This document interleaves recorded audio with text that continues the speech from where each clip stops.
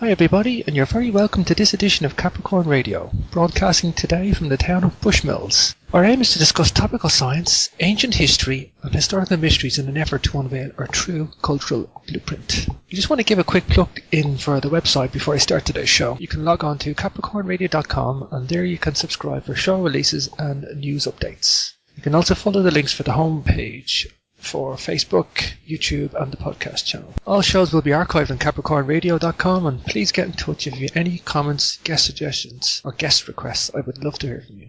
Today I will be discussing the work of Michael Cremo. Michael is an international authority and speaker on archaeological anomalies and extreme human antiquity. A best-selling author and research associate of the Bhaktivedanta Institute, he specializes in the history and philosophy of science. He is a member of the World Archaeological Congress and the European Association of Archaeologists.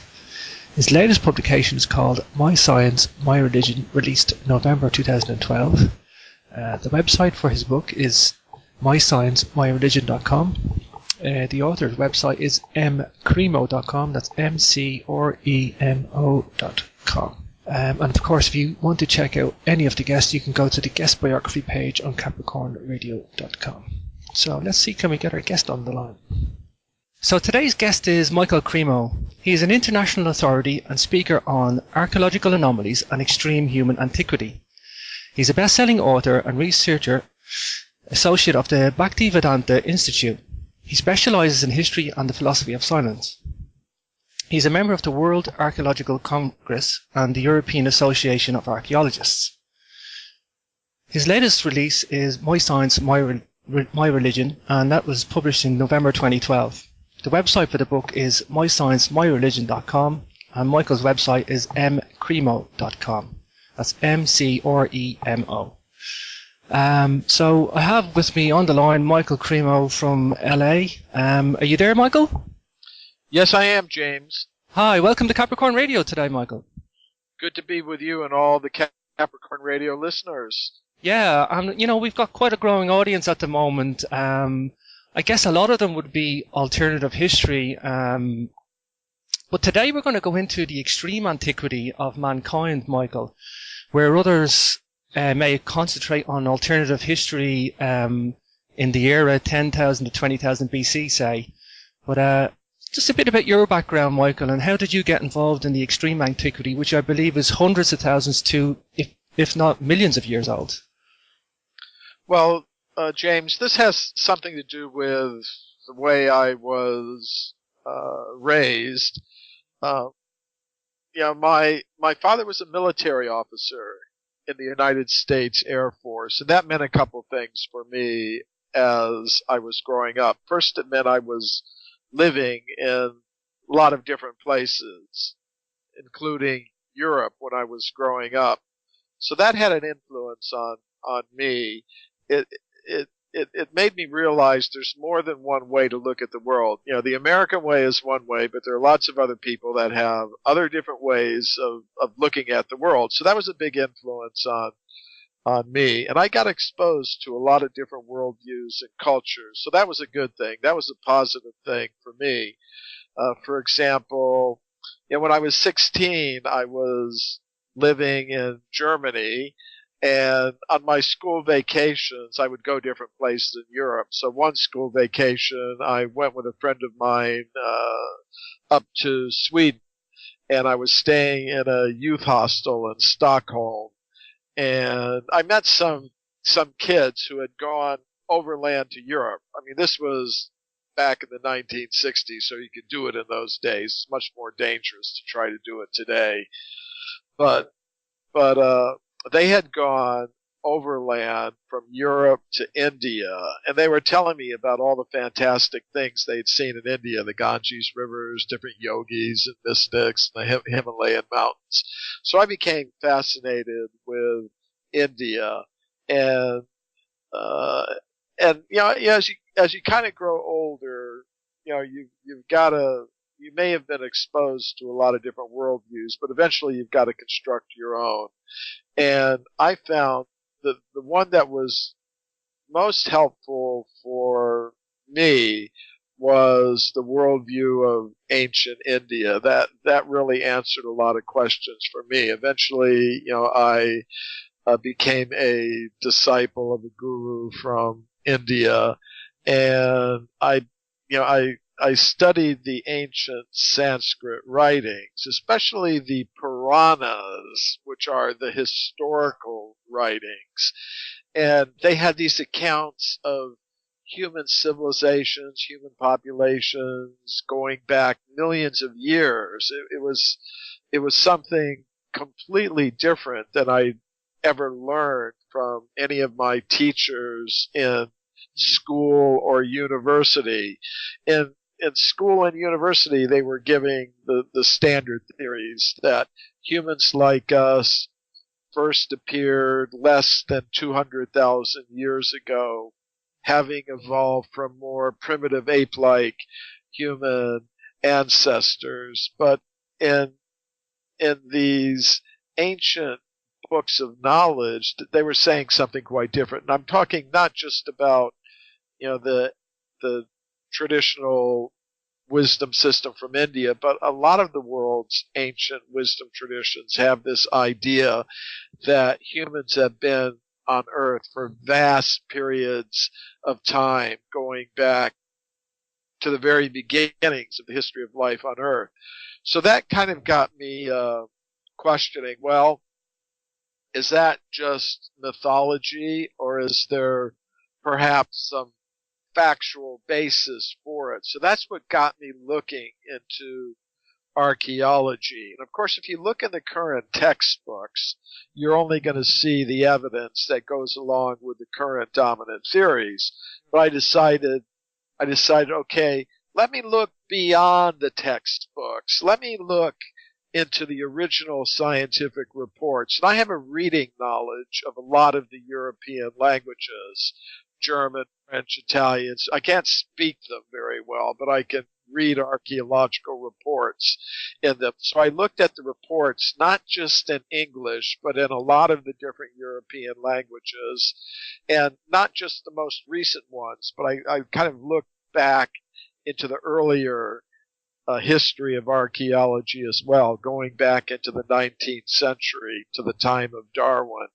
So when I did that, I found lots of reports of archaeologists and other scientists finding human bones, human artifacts, and human footprints going back much further than 200,000 years or so, going back in some cases many millions of years.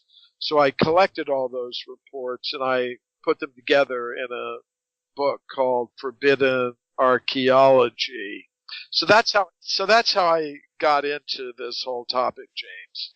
Very interesting. And I remember you saying once before that, you really did go to the original sources. You followed up all these leads all around the world. You chased them down, if you will, from artifacts, personal collections, museums, written accounts. That must have been quite a long process to compile Forbidden Archaeology. You must have been chasing that information down for quite a while.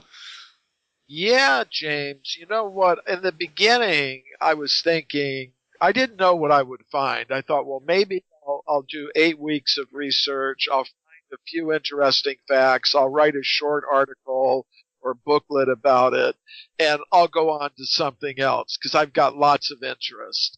But, that as I got into it, that one case just led to another, and that 8 weeks turned into 8 months, and then the 8 months turned into 8 years of research. It, as you say, it did involve a lot of research. Although in the beginning, I didn't know it was going to turn out like that. But when I started digging into things, one thing just led to another, and it turned out to be 8 years of research that went into the writing of Forbidden Archaeology. Sure. Now, that was the first book I was introduced to you. I have seen you on many media publications. You speak at conferences. You've been on, I think it was the Mysterious Origins of Man. I first came across Michael Cremo. And finally, I know I remember you on that. And I felt here's a guy talking sense. He's concise, he's articulate, and he's turning up evidence that's contrary to what we're told. And it really opened up doors for me to look at alternative history in a different light. But you come across what you call the knowledge filtration system as it is, because you upturn bones, footprints, artifacts that contradict the theory of evolution, Michael. But as you say, could you perhaps explain the knowledge filtration that filters out this information for the listeners today? Well, I here's how I kind of stumbled on that. I started, my research in the history of archaeology, not expecting to find very much in the way of scientific reports for, archaeological evidence for extreme human antiquity. In other words, reports of evidence that humans were existing much further back in time than most scientists are now prepared to accept. I thought, well, maybe there's a few of them. But I found there were a lot of them. And I was just wondering, why is it that these reports are there in the original scientific literature, but they're not in the textbooks? So I thought about it, and I could sort of see that what was going on was a process of knowledge filtration, whereby, the reports that support, the dominant theories, they make their way into the textbooks and the public presentations, but evidence that may be just as good, which happens to contradict a dominant theory, gets filtered out. It gets set aside, ignored, and in some cases actively suppressed. So I call that process of suppression, knowledge filtration. And it may not be deliberate. The people who may be doing it may be thinking, well, I'm just being a responsible scientist. This doesn't fit in with, the dominant theory, so something must be wrong with it. So I'm just being responsible and not report. But the effect of it is that people don't get the full set of facts with which to make their judgments about, big questions like where did we come from and how long have we been here? So, sometimes, people, ask me, well, why is this happened, basically? Why is it going on? And, I think there's a lot of reasons for it. First of all, I think it's just human nature. For example, if I love somebody and somebody tells me something bad about the person I love, I don't want to believe it. And I may even become a little bit angry at the person who tells me these things because it just doesn't fit in with my perception of the person we're talking about. So today, many scientists are very much in love with the Darwinian theory of human origins, and if they hear something that contradicts it, they find it hard to accept, and they may become a little bit angry at people who are bringing forward things like this. So in one sense, I think it's just human nature. But I think it also has something to do with power. There's different kinds of power in the world. There's political power, there's economic power, there's military power. There's also intellectual power, which is a subtle power, but it's a very real one.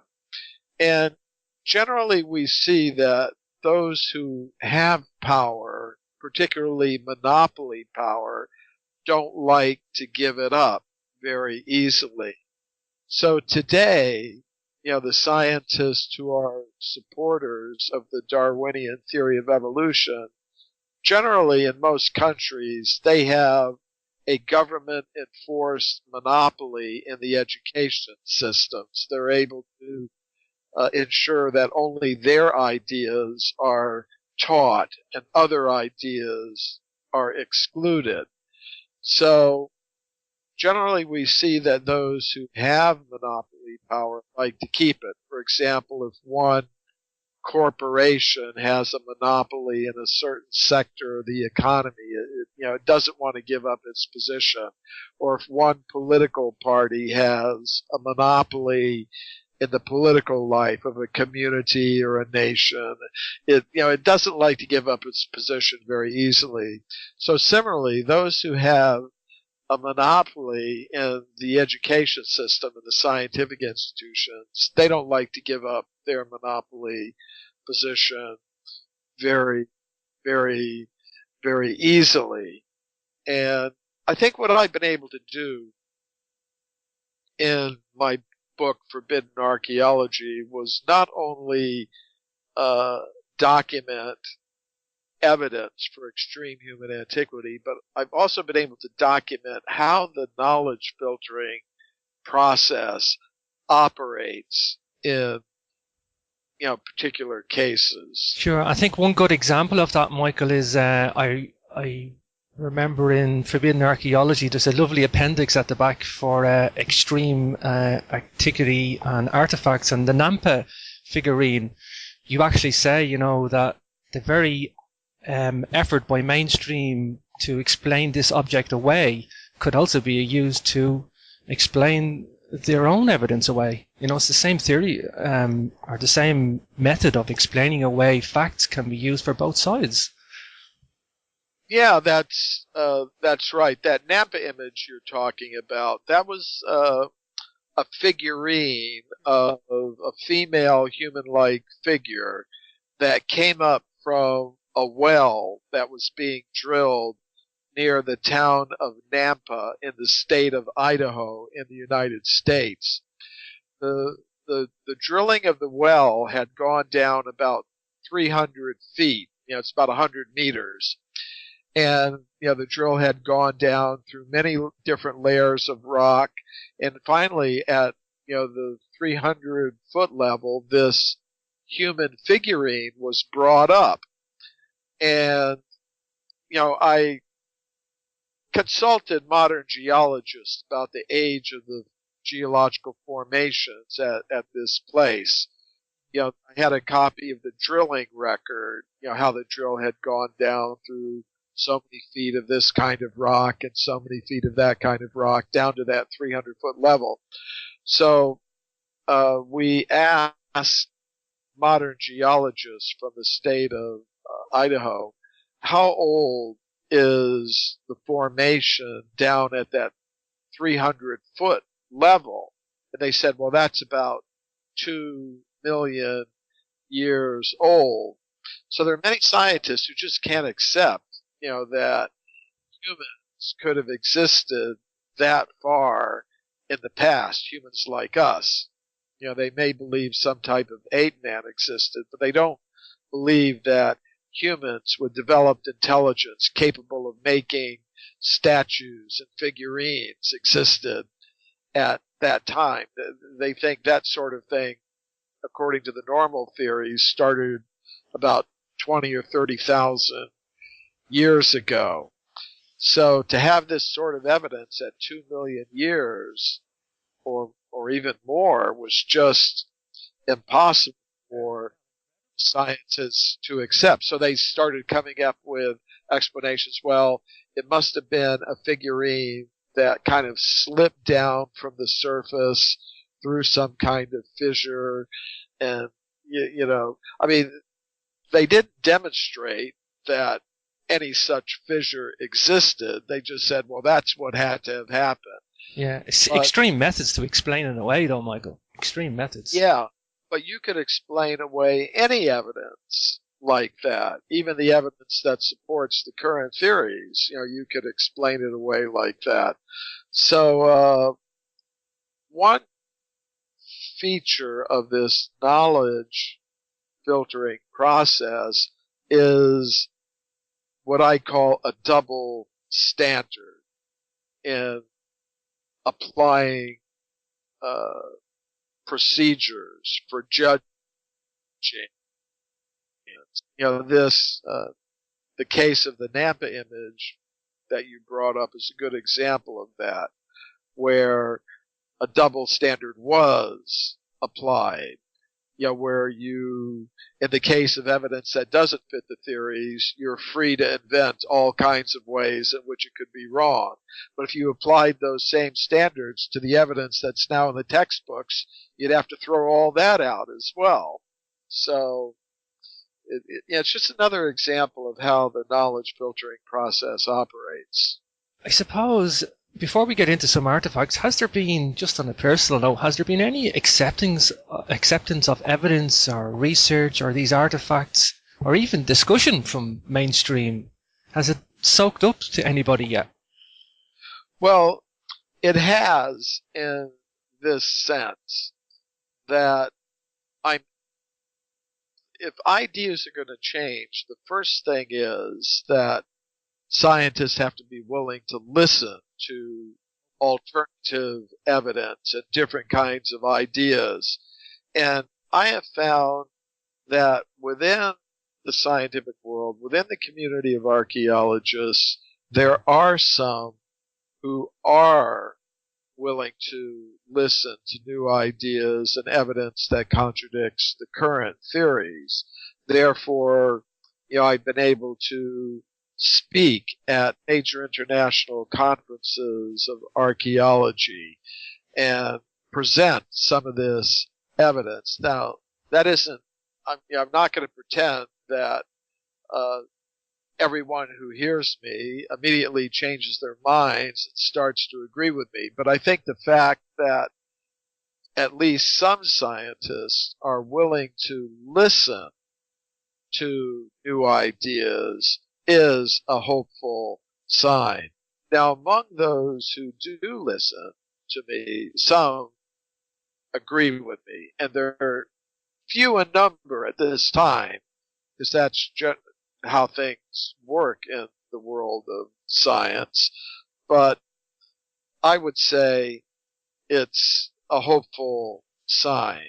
Yeah, I think we're in a new paradigm. I think it's got a long way to go, but a lot more people are open to alternative history than, say, 10 years ago. There's definitely a shift in consciousness. You can see it in people, and a lot of new radio shows popping up too, discussing a lot of this stuff too, Michael. So perhaps for the new listeners, let's talk about some artifacts, Michael, because this is what really sells it for me. You've upturned some very, very interesting evidence, and it's actually the variety of artifacts that come up too, Michael. There's looks like engineered artifacts. There's as you say, the Nampa figurine. There's coins. There's human footprints and bones, and perhaps the most fascinating one that grabs me first is the South African metallic spheres, because I think that's the most extreme antiquity you have uncovered yet. Is that right?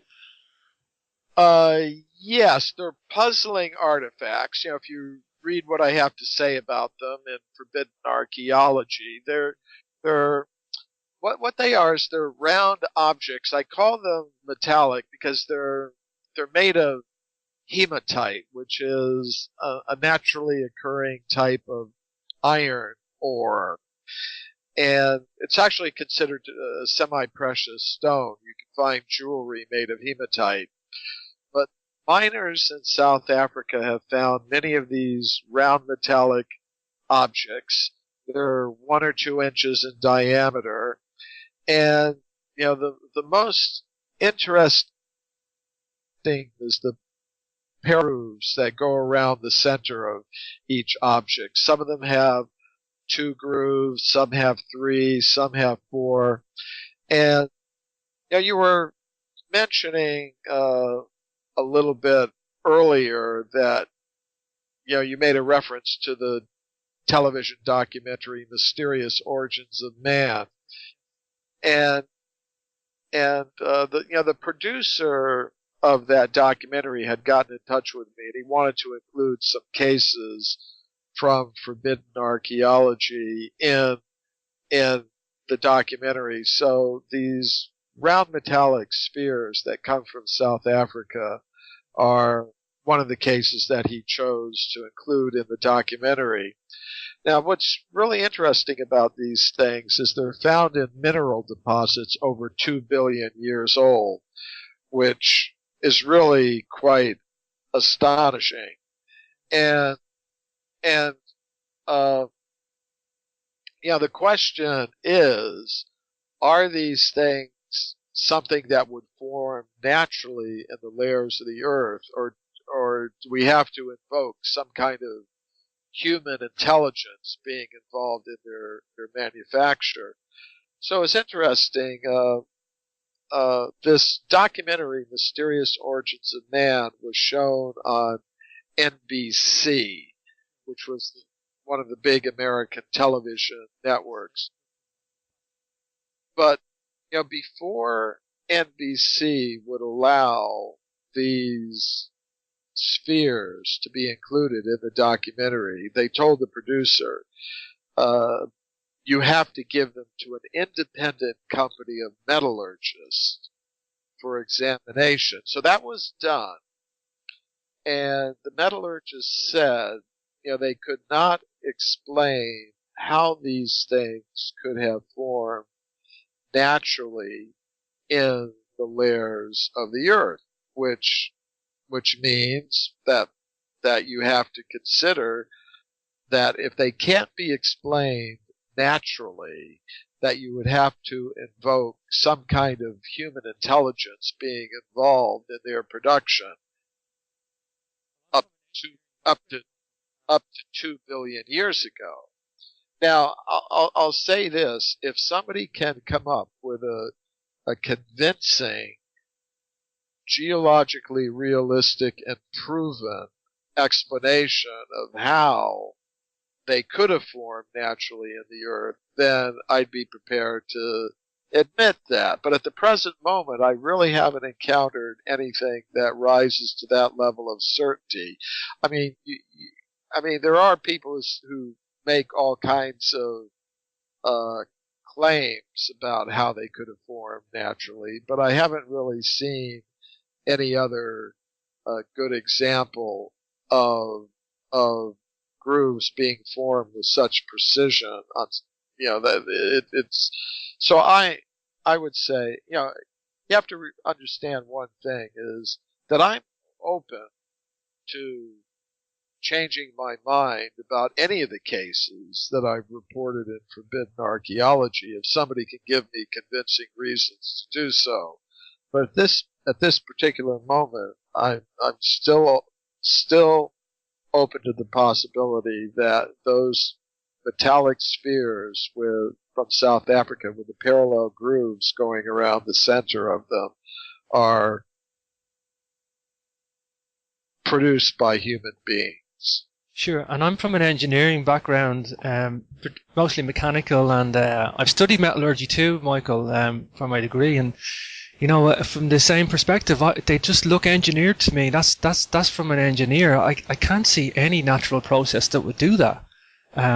They certainly do.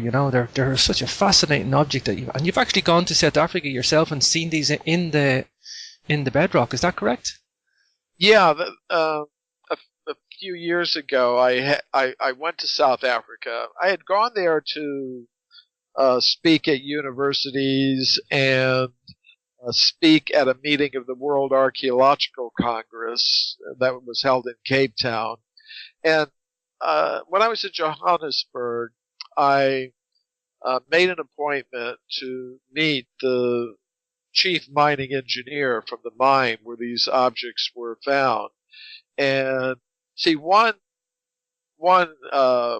kind of skeptical doubt about these objects is, well, maybe, there are round hematite concretions, but then somebody maybe took one of those naturally occurring round hematite concretions and then kind of engraved the grooves around them.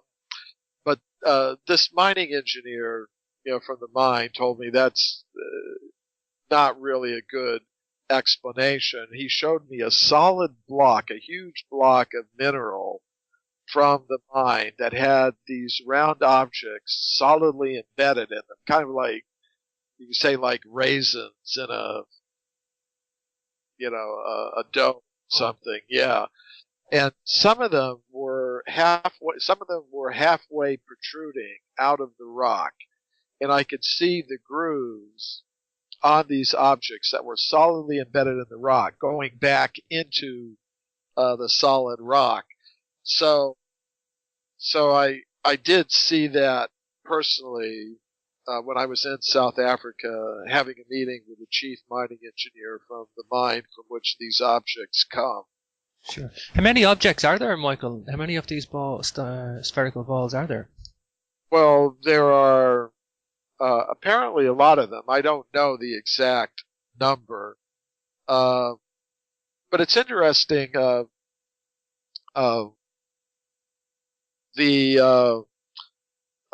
This mining engineer had sent me to America, some specimens which were used in the filming of the documentary, The Mysterious Origins of Man. I mean, there's quite a few of them. I understand. I don't have any idea of what the exact number is, but there's a photograph of one of them in my book, Forbidden Archaeology, and that photograph had been sent to me by Rolf Marx, who was the director of the museum in which that specimen was being kept.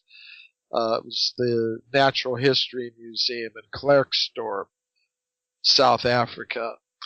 And it was interesting, when the book was published, a Dutch television producer saw the picture and the description, and he wanted to go down to South Africa and film that particular object, and the one in the museum.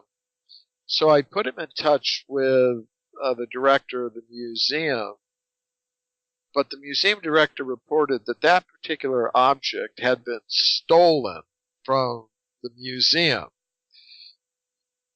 It was really, and he said it had been stolen by a person he characterized as a white witch. So I hope it's being put to good use somewhere. Oh, please God, it is. Just in terms of artifacts that look engineered, the Illinois coin is one that's really fascinating as well, Michael. And I was just looking at a picture of it today, and it's so eerily similar to the Irish modern 50p.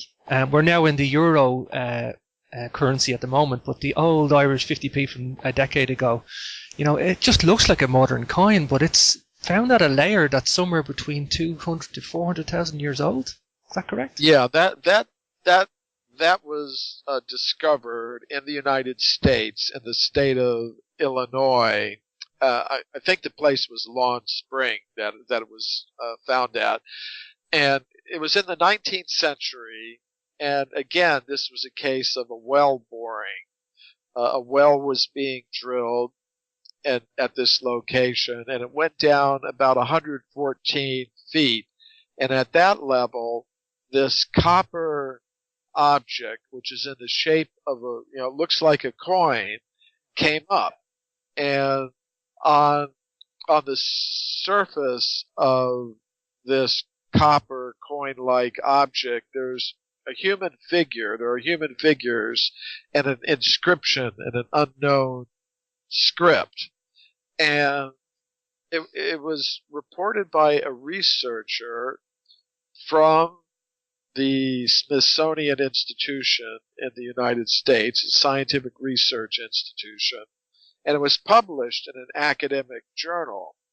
And in that report, published in an academic journal, there was the drilling record, that the drill had gone down through 5 feet of sand and 6 feet of clay and 3 feet of rock. It had the whole drilling record. So what we did is we gave the drilling record to geologist of the State Geological Survey of Illinois, and we asked them, how old is the formation down at that 114-foot level? And they reported back. We didn't tell them about the coin. We just gave them because sometimes if you do that, then I know. They don't answer you. So we just made it a simple request, gave them the drilling record, told them where it was from, and they said, well, that level that you're talking about is from the Yarmouthian Formation. It's between 200,000 and 400,000 years old.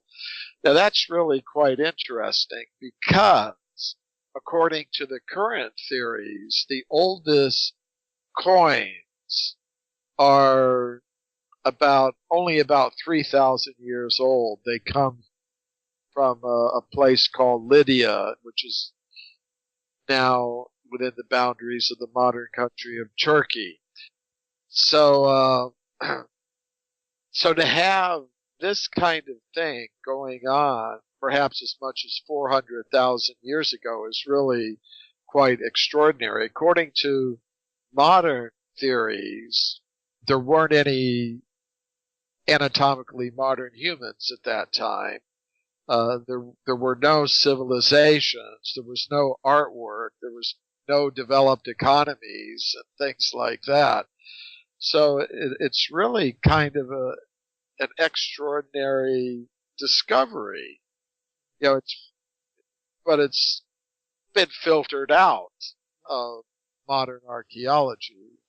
And the reason I say it looks like the modern Irish 50p was to give you that, this may be such an extreme antiquity. It just looks like something we create today, and it's a polygonal shape. I think there's 7 sides on it, and there's 7 sides on the Irish and the Old English 50p as well. So it really does Right. like something modern we could come up with today. But just we're going to come up to a break very soon, Michael. I just want to probably just talk about another couple of artifacts that occur in coal deposits, because coal miners have upturned some stuff, and that's very important too because of the formation of coal. Perhaps you could just give us an example on that. Yes, many objects have turned up in coal deposits, and many of these reports are from the 19th century because in those days the coal mining was pretty much hands-on. Today it's all done with huge machines, and they grind everything up, but from those earlier days there were many interesting reports of things being found in coal. Sometimes human bones were found in coal deposits. There was a case that was reported in a scientific journal called The Geologist from the 19th century that told of an anatomically modern human skeleton being found 90 feet deep in coal deposits in the state of Illinois. It was in Macoupin County, Illinois, and according to the scientific report, above the coal deposit there was a thick layer of slate rock that extended for hundreds of meters in all directions, and that layer of slate rock was unbroken, which kind of rules out the possibility that the human skeleton could have come down from some higher, more recent level into the coal deposit. And the coal deposit was about 300 million years old, according to modern geologists from the state of Illinois. And there was another case from the same state of Illinois. There was a case of a woman named Mrs. Robert Culp, who was putting a big piece of coal into her coal-burning stove. And the piece of coal, it was a big one, so she broke it in half. And inside this piece of coal, she found a gold chain about 10 inches long. And, from this report, we got the name of the mine that the coal came from. And, we did a little research with the State Geological Survey of Illinois, and they said the coal from that particular mine is again about 300 million years old. And then there was another case from the state of Oklahoma in the United States. There's a town called Heavener, Oklahoma. And outside that town, there was a coal mine that had gone down about 2 miles into the earth. And, the coal miners, they were blasting out what they call rooms with dynamite. That's how they operated. They would explode some dynamite to blast out what they would call a room, and then they would bring the coal out. So as they were bringing the coal out after a blast like that, they found at one end of the tunnel, or the room as they called it, a wall made of 6-inch blocks of stone that were perfectly polished so that you could see your reflection in them, basically. And when the miners reported that to the company officials, they just took them out of the mine, closed the mine, sent the miners to another mine to work.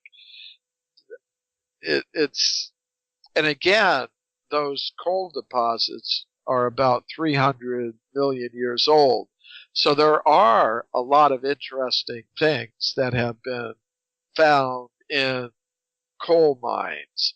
Now, some of these things are reported in scientific literature, so we hear about them. But I think my suspicion is that a lot more was discovered by miners that just never really got reported in any type of scientific literature. There's only a small percentage gets out, I think, Michael. That's the thing. Yeah, they may have, found something interesting and just kept it on the mantelpiece in the home, and then maybe when they died, then the relatives just thought, "What's this junk?" and threw it away. So I suspect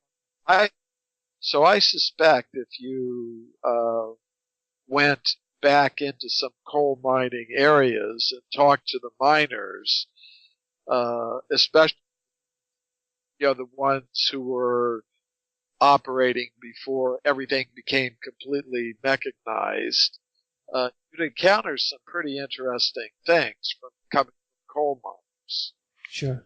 Michael, we're just going to come up to a break, and I want to get into some of your work with Sanskrit knowledge, and also your new book publication, My Science, My Religion. So just pause it right there, Michael, and be back in just a moment.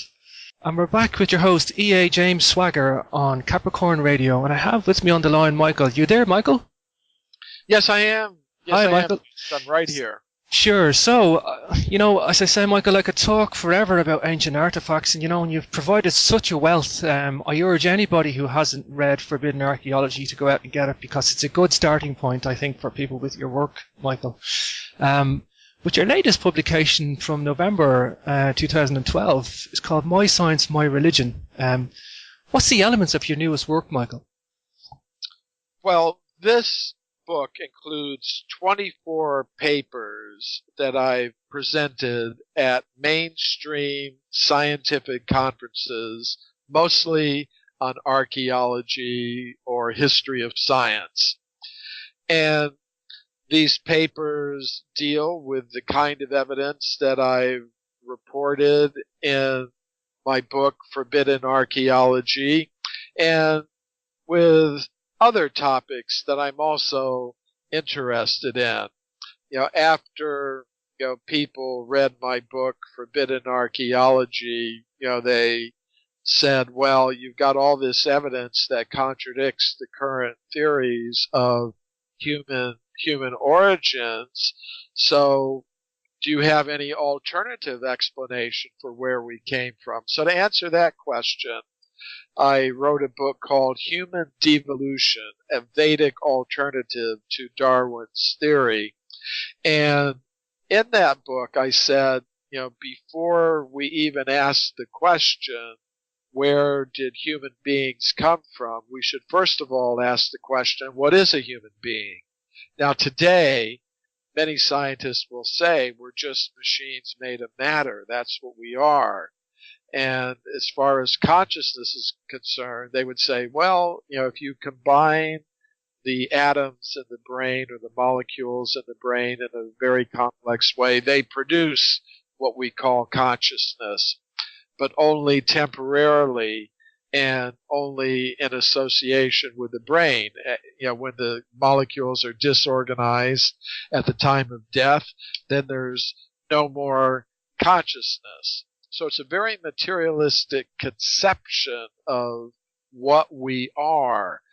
But what I'm proposing in my book, Human Devolution, is that consciousness exists separately from matter. It has its own independent existence. And what we are originally is beings of pure consciousness. So under that conception, we don't evolve up from matter, as many scientists now believe. Rather, we devolve or come down from the level of pure consciousness. So there's some scientific evidence that shows consciousness has its own independent existence. This evidence comes from medical studies of out-of-body experiences, psychiatric studies of past life memories, and things like that. So that's another topic that I talk about in some of my scientific papers that I've presented at scientific conferences, evidence for consciousness existing apart from matter. So as I said, in my book, My Science, My Religion, there are 24 papers presented at mainstream scientific conferences where I talk about these things. And the reason I think that's important is that when many people hear about the kinds of things that we're talking about, archaeological evidence that contradicts the current theories, evidence for consciousness existing apart from matter, they think, well, that is just stuff that you're going to hear about on, in the tabloid newspapers or on wildly sensationalistic radio or TV programs. But whatever it is, it's not part of science. So what I wanted to show in this book, My Science, My Religion, is that these things are part of modern scientific discussion. And the proof of it is these papers that I presented at major international scientific conferences. And another thing that this book shows is that it's not true that science and religion have to be completely separate. I'm very open in my scientific presentation about the spiritual inspiration for my work. I'm very open that my work is inspired by my studies in the ancient Sanskrit writings of India, the spiritual text of ancient India. So I think it's very important for people to understand that science and religion are not, as many people believe, completely separate endeavors. I think people would like to think there's a disconnect there, but I don't think that's true anymore, Michael. And definitely with your research, you seem to be providing this platform where people can really indulge in it, and you're providing something that hasn't been there before, Michael, I think too. Could you elaborate on some of the papers in the book that deal with archaeology, Michael? Well, the first paper that I presented at a scientific conference was in 1994. I went to a meeting of the World Archaeological Congress. Now, that's one of the world's largest international organizations of archaeologists, and they have a meeting every 4 years in a different country. So that year, 1994, before, they held their meeting in New Delhi, India. And I thought, well, this is the perfect place for me to present my ideas. So I presented a paper there called Puranic Time and the Archaeological Record. So the Puranas are the historical writings of ancient India, and they have a cyclical concept of time, where time goes in vast cycles. But according to the Puranas, humans have been present throughout all these vast cycles of time. So I believe there's archaeological evidence that supports that, and I have reported it in my book, Forbidden Archaeology. But I also presented it in this paper, Puranic Time and the Archaeological Record. Now, when you present a paper at a scientific conference, first of all, you have to submit a proposal, and they can accept it or reject it. So I thought it was significant that they accepted my proposal to accept this paper where I explained the time concept in ancient India and the archaeological evidence that shows that humans existed throughout all these vast cycles of time. And not only was the paper accepted for presentation at this major international scientific conference, it was later published in a peer-reviewed scientific book called Time and Archaeology that was published by Routledge, a major scientific publisher. So sometimes people want to ask me, well, do you have peer-reviewed scientific publications? And the answer is yes. And many people find that, very surprising, but it is a fact. Sure. And some of your papers involve paranormal research. Could you tell us about them, Michael? Well, yes. There's not only a forbidden archaeology, there's also a forbidden physics. In my alternative conception of human origins, I recognize three things. First of all, the body made of molecules, made of ordinary matter. That's part of what we are as human beings. But beyond that, there is a subtle mind element that has some very unusual powers. You might call them paranormal powers, like remote viewing and extrasensory perception and psychokinesis, mind over matter types of abilities. So when many people hear about such things, they think, well, this is just totally outside the bounds of acceptable science. But I think such people aren't really aware of the actual history of science, which I've talked about in some of my scientific papers that are included in this book, My Science, My Religion. And I've spoken about these things at major international science conferences, for example, conferences on consciousness studies in science. And here's an example of one of the cases that I presented in these scientific papers. Many people have heard of Marie and Pierre Curie. They're mentioned in every introductory physics book. They were husband and wife. They were working in Paris, France, early in the 20th century, and they got Nobel Prizes for their work in discovering radium and the phenomenon of radioactivity when that was first being developed early in the 20th century. So that's in every physics textbook.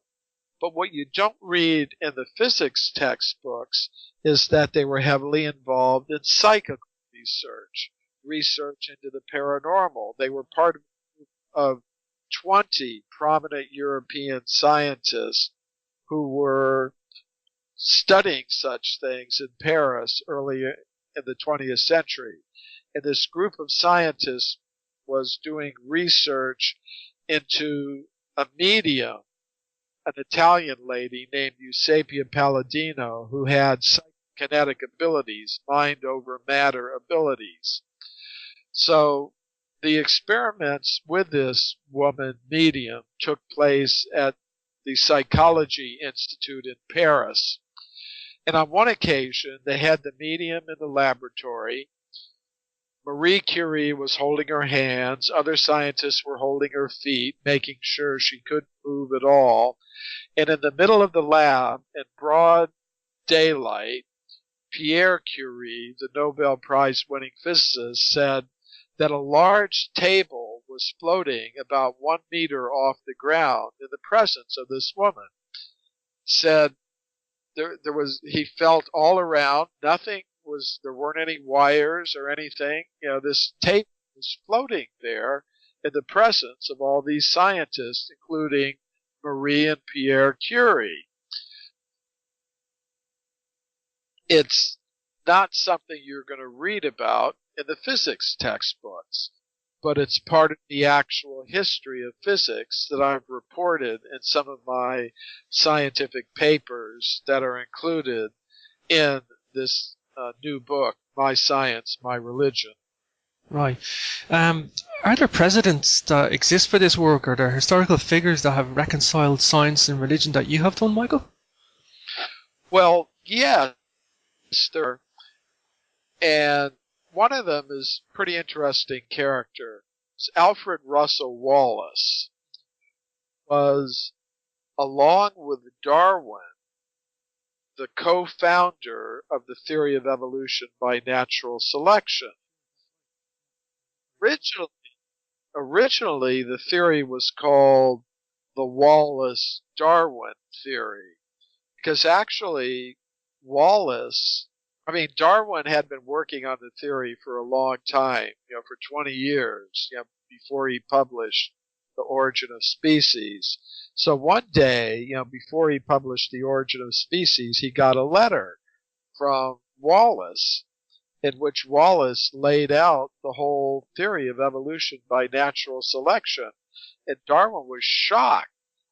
Wallace was going to publish a paper about it, and the person who publishes it first gets their name on it, a theory. So Darwin was very upset by this, so he consulted with his scientific friends, and they told him, well, the only thing you could possibly do is get Wallace to agree that you would both present papers at an English scientific society at the same time, on the same day, and that way you'll both get credit for the theory. So that's what happened. Wallace and Darwin presented papers on the same day at the Linnaean Society in London, and the proceedings were later published, and therefore they both got credit for the theory. So for a long time it was called the Wallace-Darwin theory, but Wallace's name was taken off of it when he got involved in psychical research into the paranormal. So Wallace sort of combined his interest in the paranormal with his ideas about evolution, but Darwin just hated that. And, so Wallace's name kind of got pushed from the theory. But Wallace was a person who was able to combine his spiritual and his scientific interests in what I regard as a very interesting way. And there have been other scientists who have also been able to do that, but I think Wallace is a good example of it. Right, right. So another one of the papers gives a spiritual perspective on the environmental crisis. Could you, just for the listeners, share something about that? Well, that's one of my interests, the environmental crisis. And what I've found is that researchers who've looked deeply into it see that ultimately it's a spiritual problem that demands a spiritual solution. Because what the root of the environmental crisis is our tendency to overproduce and overconsume material things. Basically, that's what's causing the environmental destruction and pollution. We're building so many factories that are producing so many material things, and that's poisoning the earth, poisoning the land, poisoning the water. So if we're really going to solve this environmental crisis, it means we're going to have to voluntarily reduce the level of material production and consumption. And that is ultimately, I think, a spiritual problem that has to deal with the amount of greed that's there in the human heart. And how is that going to be reduced? I think it can only be reduced by spiritual practices that give people non-material happiness and consumption. In other words, there are spiritual techniques that can give people some inner happiness and satisfaction, so they won't be searching so much for external means of satisfaction. So I talked about that at a major international conference on environmental studies, and it's one of the papers that's included in this book, My Science, My Religion. You know, India is fascinating too. Tell us a little bit about the history of archaeology in India itself, as you've outlined in some of the academic papers. I think that's important too, Michael. Well, a lot of people think that archaeology began with European and American scientists. And say if you look at a standard history of archaeology in India, they say, well, archaeology began in India when European travelers came there in the 17th century and started digging up things and writing about ancient ruins that they found there. So that's what you see in the textbooks. And even Indian archaeologists, they accept that.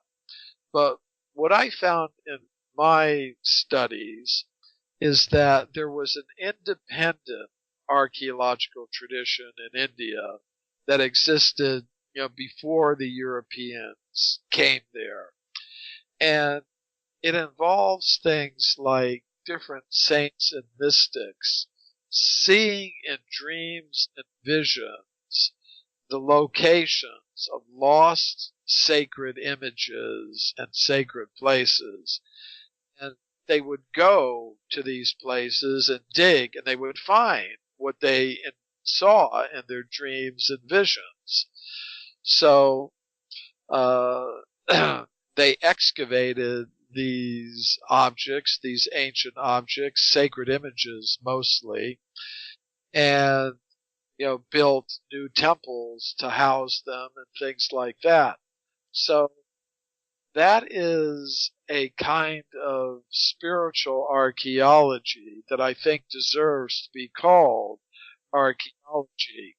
And I've presented papers on this spiritual archaeological tradition in India at meetings of the European Association of Archaeologists and the European Association of South Asian Archaeology and Art.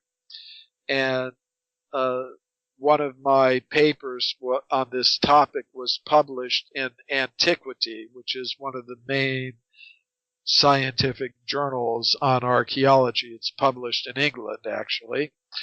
So it's an interesting topic, and I think there are other examples of it from other places in the world of indigenous archaeological traditions, and many archaeologists are very interested in this. Mm-hmm. Yeah, my fiance is a horticulturist, so she's going to love this next question. In chapter 13, it features a fascinating study of the anomalous fossil evidence for extreme antiquity of plants. Can you explain this phenomenon for us, Michael? Yeah.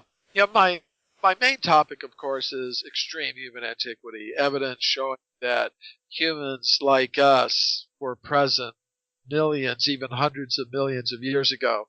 So sometimes some people have asked me, well, is it just that our picture of human history needs to be reformed and reconstructed on the basis of the kind of evidence that you're talking about? But what about other species, plants and animals, for example? Is perhaps our view of their history also in need of revision? And I think the answer to that question is yes. Of course, I've really focused on the human species because that's what most of us human beings are concerned with. I found evidence that perhaps our picture of the origin of different plant species also needs to be radically revised. The current picture of the origin of flowering plants is that flowering plants first came into existence about 100 million years ago, maybe 150 million years ago at most.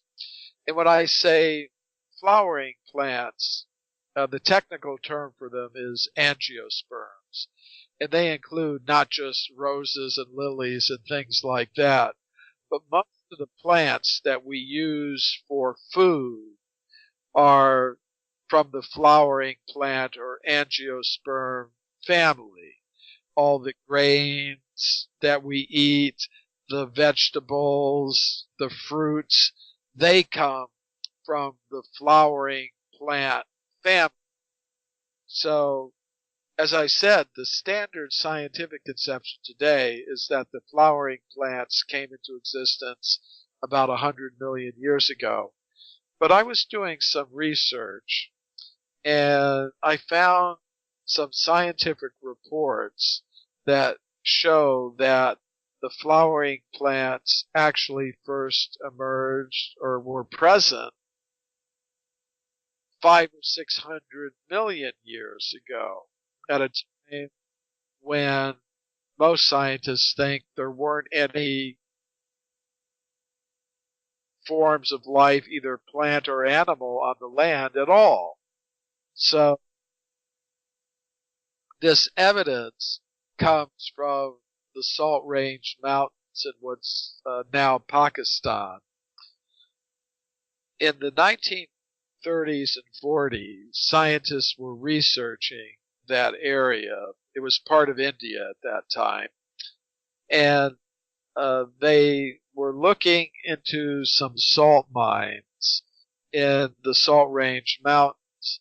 And over a mile deep in these salt mines and sedimentary deposits that were found there, these scientists found evidence for the existence of flowering plants in formations from the Cambrian period that goes back over 500 million years.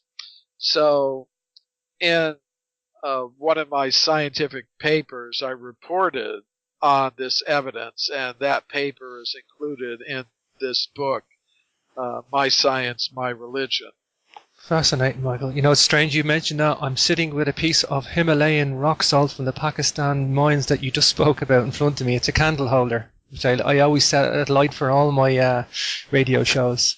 It's so strange. I went to, part of my research, I went to that salt mine. It's in the Kura Gorge in the Salt Range Mountains in Pakistan, and it's the kind of salt that comes out of there is of a pinkish color. That's right. It's a pink rock salt that I have, and my fiance is big into health, and we've both become vegetarians in the last recent while, and we're now taking this Himalayan rock salt as an alternative to normal salt. You make up a solution in a bottle and stuff. It's supposed to have something like 84 different benefits, so it's a fascinating substance.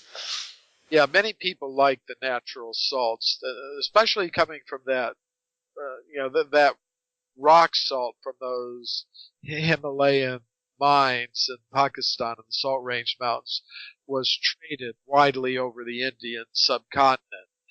And you mentioned being a vegetarian. I've been a vegetarian for over 40 years now. I find it's very good, for my mental and spiritual health. Well, I'm feeling the difference again. I have tried on 3 occasions, and I struggle. I've got such a high metabolism, but the thing is, I actually do like beans and I do like my greens, and it's adopting a new regime and committing, and eventually you just fall into place. So I'm so scared with meat products.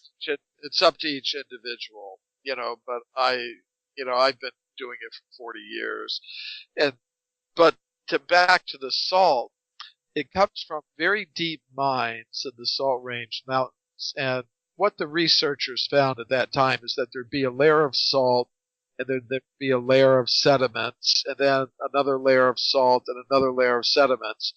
And it was in the layers of sediments between the layers of salts that they were finding evidence for the existence of flowering plants. They were finding plant tissues and plant pollen. Right. Characteristic of the angiosperms or flowering plant family.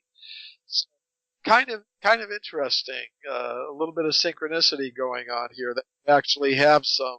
Yeah, I'm sitting there, and it's a new thing for me. This Himalayan rock salt, and and I need the science of the benefits of the nutrition to get attracted to it, but she does all the research and then she comes up with some stuff, and I feel better for it, I really do feel better for it, which I have to say. So got a good partnership going on there. Yeah, she has encouraged me, and she's very much the nurturer, she's as Walter Cruttenden said the other night, she's a keeper, yeah. So for sure. Michael, I got to wrap it up here because I'm over the hour, as I thought I would be with yourself. How have scientists reacted to this integral connection of science and spirit that you're giving us here today for My Science, My Religion book? Well, there's basically 3 reactions. Of course, there's a group of hardcore, materialistic, atheistic scientists who don't very much like what I'm doing. They don't want to hear it. They'd rather nobody else would hear it. So that element is there. But then there's another element that's a little more open-minded. They might not necessarily agree with me, but they're willing to listen to a presentation of ideas that integrate science and spirituality.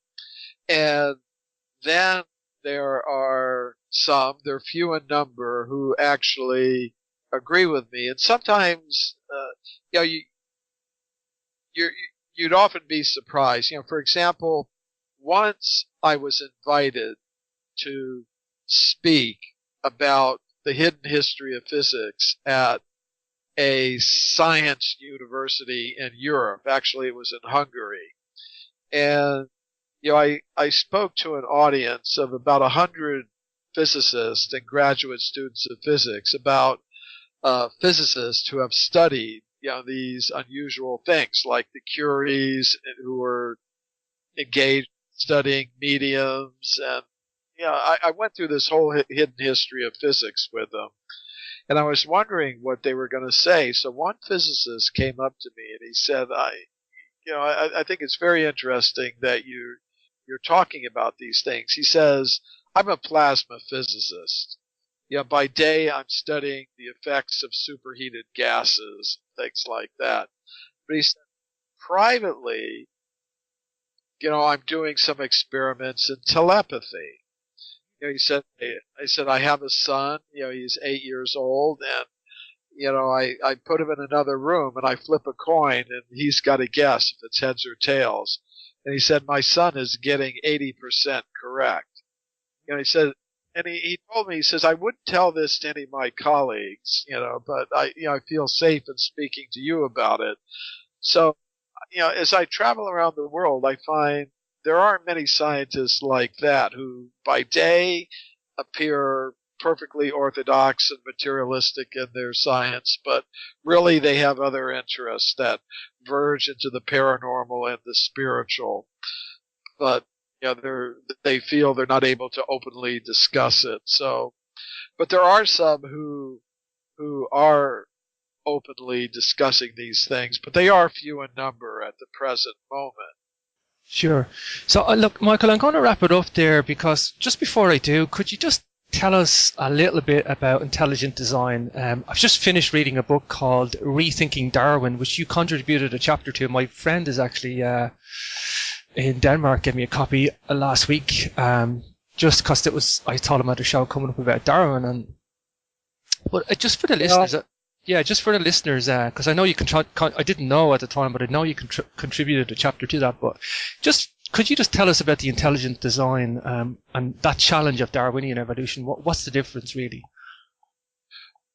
Well, both ordinary Darwinists and intelligent design theorists see that there's a lot of complexity in biological systems. Now the question becomes, well, how does this complexity arise? One idea is, well, it arises by evolution, by natural selection. But if you look in any scientific publication, you don't find any exact explanations of how that actually occurs. For example, you won't find, today, evolution operates on the idea that, well, there's variation in the genetic structure of living things that results in changes in the physical structure. And they say, well, that's how the complexity arises. But say if you look at something like the eye, it's a very complex structure. And, they would say, well, maybe a long time ago there was some little animal that didn't have a developed eye. Maybe it had just a light sensitive spot. And they would say by genetic changes, the physical structure changed so that gradually that light sensitive spot turned into the human eye. So that's what you read in the textbooks. But if you ask, well, what was the exact sequence of genetic changes that took place over those many millions of years that led to the formation of the eye? You can't find any detailed scientific explanation of how that actually happened. They'll just say we're working on it. Sure, it's a guesswork, really. It's guesswork. But the intelligent design theorists say that some of this complexity is irreducible. It's not something that could happen in a step-by-step fashion. No, certainly nobody has explained exactly what those steps are. So they would propose that intelligence is necessary in order to explain the level of complexity that we observe. Just like, if you see, a smartphone sitting on your desk and you ask, well, where did that come from? You naturally think, well, it was designed and engineered, by some intelligent agency. Some intelligent engineer designed it, built it. You don't think, well, it just came about by a series of accidental, just have a bunch of elements sitting around and they start combining themselves on their own into that complex form. So intelligent design is one of the alternatives that are out there in the scientific world to the Darwinian theory of evolution. But many scientists don't like it because it involves, intelligent agency. But I'm in favor of intelligent design. I mean, as far as it goes, I think you have to go beyond even that, because intelligent design just deals with things on the material level, that you've got some material complexity, and they would say you need design to explain the complexity. But I think there's more to living systems than just molecules. There's non-material substances. There's a subtle mind element with some very unusual powers, and then there's a conscious non-material self that can exist apart from matter, and I think that's got to be part of the picture too. But if we're just talking about the material aspect of things, I think you've got to invoke intelligent design. Okay, so Michael, we're at the top of the hour. It's been a pleasure having you. If you want to just give out your websites again, Michael, for your new book and your personal site. Okay, my personal site is mcremo.com, mcremo.com. That will have a list of my upcoming lectures and interviews and information about all of my books. My most recent book, My Science, My Religion, has its own dedicated website, mysciencemyreligion.com. So listeners could check that out if they like. Sure, and I'm going to have your full biography up on Capricorn Radio's webpage too. Again, Michael, thanks for having you. You have such an invaluable research, detailed, very concise and clearly laid out in your work, in your publications. And thorough scholarship, yeah. You've been a real credit to the last 10 years of paradigm shift, I think, and before that even. But it's been a pleasure having you on the show, Michael. Well, thank you. It's been a pleasure to be on Capricorn Radio with you, James, and all your listeners. Thank you very much, Michael. We hope to talk to you again soon. I like that. Puranas, which are the historical writings, and they had these accounts of human civilizations, human populations going back millions of years. It was something completely different than I ever learned from any of my teachers in school or university. In school and university, they were giving the standard theories that humans like us first appeared less than 200,000 years ago, having evolved from more primitive ape-like human ancestors. But in these ancient books of knowledge, they were saying something quite different. And I'm talking not just about, the traditional wisdom system from India, but a lot of the world's ancient wisdom traditions have this idea that humans have been on Earth for vast periods of time, going back to the very beginnings of the history of life on Earth. So that kind of got me questioning, well, is that just mythology, or is there perhaps some factual basis for it? So that's what got me looking into archaeology. And of course, if you look in the current textbooks, you're only going to see the evidence that goes along with the current dominant theories.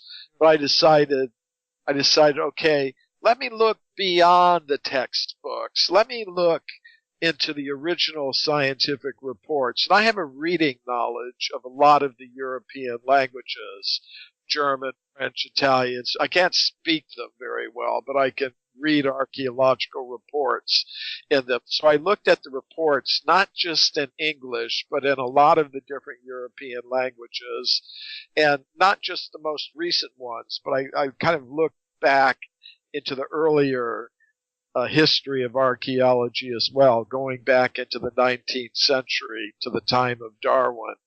So when I did that, I found lots of reports of archaeologists and other scientists finding human bones, human artifacts, and human footprints going back much further than 200,000 years or so, going back in some cases many millions of years.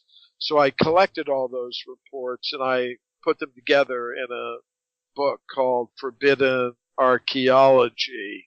So that's how I got into this whole topic, James. Very interesting, and I remember you saying once before that you really did go to the original sources. You followed up all these leads all around the world. You chased them down, if you will, from artifacts, personal collections, museums, written accounts. That must have been quite a long process to compile Forbidden Archaeology. You must have been chasing that information down for quite a while. Yeah, James. You know what? In the beginning, I was thinking, I didn't know what I would find. I thought, well, maybe I'll do 8 weeks of research. I'll find a few interesting facts. I'll write a short article or booklet about it, and I'll go on to something else because I've got lots of interest.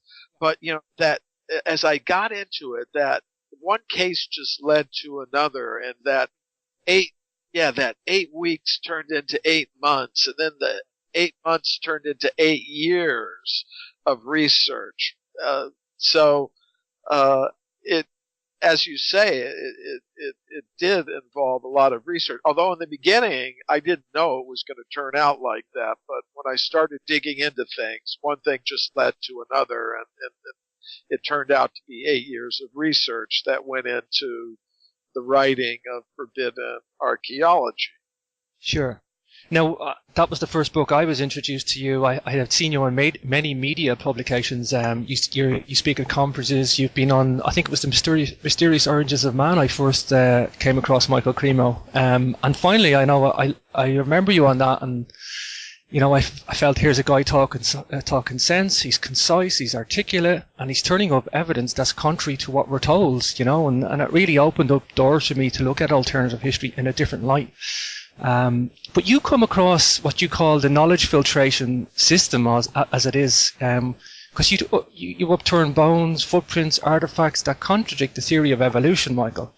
But as you say, could you perhaps explain the knowledge filtration that filters out this information for the listeners today? Well, I here's how I kind of stumbled on that.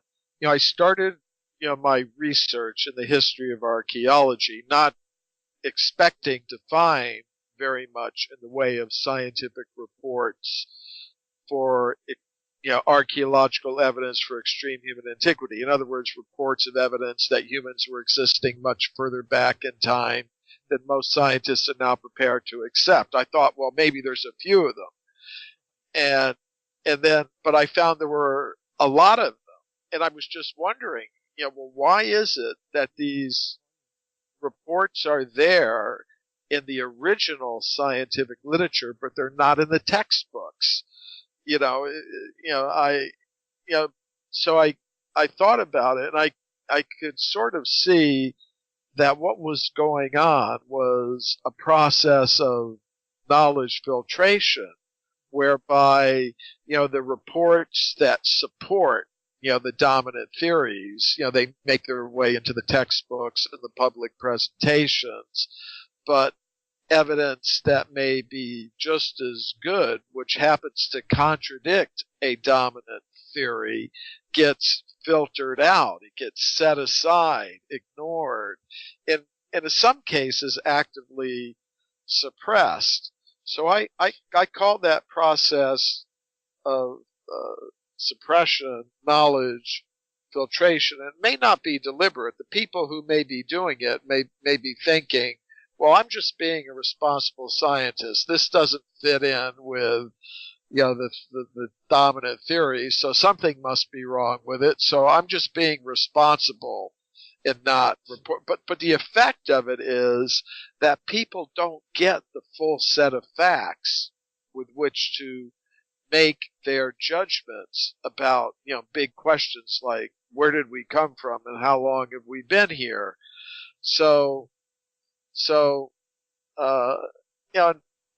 Sometimes, people, ask me, well, why why is this happened, basically? Why is it going on? And I think there's a lot of reasons for it. First of all, I think it's just human nature. For example, if I love somebody and somebody tells me something bad about the person I love, I don't want to believe it. And I may even become a little bit angry at them. Hi everybody, and you're very welcome to this edition of Capricorn Radio, broadcasting today from the town of Bushmills. Our aim is to discuss topical science, ancient history, and historical mysteries in an effort to unveil our true cultural blueprint. I just want to give a quick plug in for the website before I start today's show. You can log on to capricornradio.com, and there you can subscribe for show releases and news updates. You can also follow the links for the homepage for Facebook, YouTube, and the podcast channel. All shows will be archived on capricornradio.com, and please get in touch if you have any comments, guest suggestions, or guest requests. I would love to hear from you. Today I'll be discussing the work of Michael Cremo. Michael is an international authority and speaker on archaeological anomalies and extreme human antiquity. A best-selling author and research associate of the Bhaktivedanta Institute, he specializes in the history and philosophy of science. He is a member of the World Archaeological Congress and the European Association of Archaeologists. His latest publication is called My Science, My Religion, released November 2012. The website for his book is mysciencemyreligion.com. The author's website is mcremo.com, that's mcremo.com. And of course, if you want to check out any of the guests, you can go to the guest biography page on capricornradio.com. So let's see, can we get our guest on the line? So today's guest is Michael Cremo. He is an international authority and speaker on archaeological anomalies and extreme human antiquity. He's a best-selling author and researcher associate of the Bhaktivedanta Institute. He specializes in history and the philosophy of science. He's a member of the World Archaeological Congress and the European Association of Archaeologists. His latest release is My Science, My Religion, and that was published in November 2012. The website for the book is mysciencemyreligion.com, and Michael's website is mcremo.com. That's MCREMO. So I have with me on the line Michael Cremo from LA. Are you there, Michael? Yes, I am, James. Hi, welcome to Capricorn Radio today, Michael. Good to be with you and all the Capricorn Radio listeners. Yeah, we've got quite a growing audience at the moment. I guess a lot of them would be alternative history. But today we're going to go into the extreme antiquity of mankind, Michael, where others may concentrate on alternative history in the era 10,000 to 20,000 BC, say. But just a bit about your background, Michael, and how did you get involved in the extreme antiquity, which I believe is hundreds of thousands to, if not millions of years old? Well, James, this has something to do with the way I was raised. My